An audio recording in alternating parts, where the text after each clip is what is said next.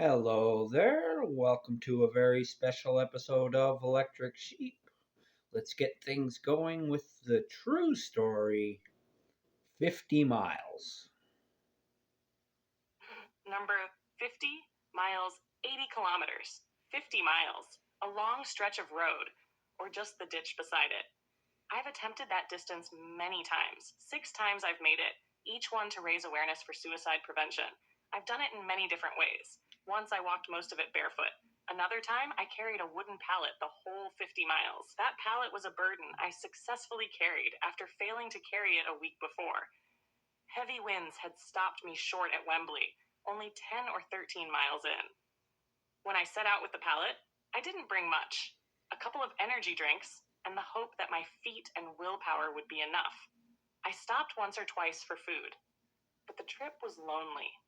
Halfway through the journey, I visited at a family member's home. They told me I wasn't entitled to my lifestyle. That stung. It hardened me too. From that point on, I decided they weren't entitled to my visits when I passed through Beaver Lodge. I stopped resting there. Instead, I pitched my pop tent in the bush and kept walking.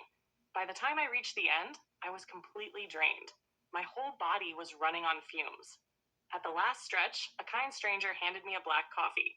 It wasn't much, but it meant the world. Every little bit counts, and that cup of coffee carried me farther than my legs could. When I finally reached my mom's apartment, I was so depleted that even solid food turned against me. Every bite made my mouth burn, like an allergic reaction. I could only sip fluids until slowly my body calmed and I could eat again.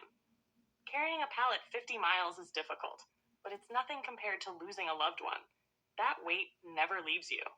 And that's why I walk.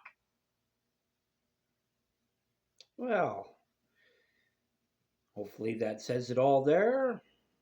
But in case the detail wasn't added that I know is missing, I carried that pallet 50 miles to raise awareness for suicide prevention, and I carried it from Grand Prairie. That's the missing detail.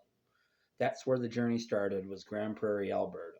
Over to Beaver Lodge, Alberta, and back. So that's as simple as that. So I'll just leave that with you.